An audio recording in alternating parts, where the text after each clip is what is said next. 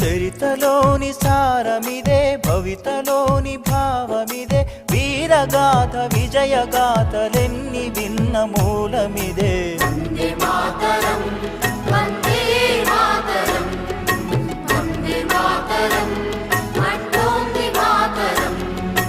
వందే మాతరం, వందే మాతరం, వందే మాతరం అంటోంది మాతరం.